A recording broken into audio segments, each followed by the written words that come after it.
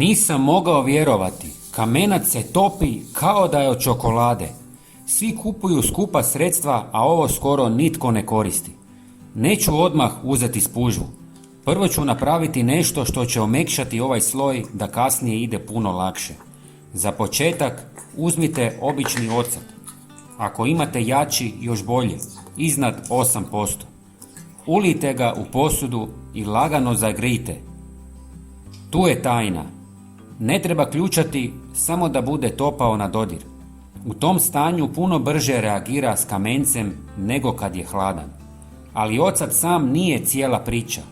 Dok je još topao, dodajem par kapi deterdženta za suđe. Ne treba puno. On pomaže da se tekućina zadrži na površini i ne sklizne odmah, pogotovo na glatkim dijelovima. Sad dodajem jedan sastojak kojeg malo tko koristi, a čini najveću razliku. Dodati ću pola žličice limunske kiseline. To je dovoljno. Kad se otopi, smjesa počne djelovati brže i ravnomjernije na kamenac. Sve lagano promiješam i ulijem u bocu sa raspršivačem. Sada ću poprskati jedan dio umivaonika. Ne treba pretjerivati.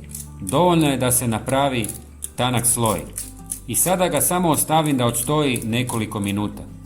Na prvi pogled izgleda kao da se ništa ne događa, ali upravo tada se sloj počinje odvajati. Ako je negdje više kamenca, samo još jednom lagano poprskam i dam mu još malo vremena.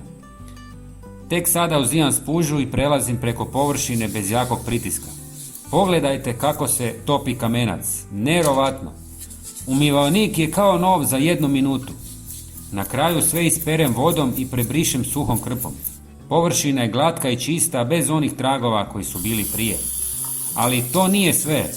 Ako imate začepljenu slavinu od kamenca, postoji još jedan jednostavan trik. Uzmite običnu vrećicu, napunite je ovom mješavinom i pričvrstite na vrh slavine. Ostavite neko vrijeme i kamenac iznutra će se početi otapati.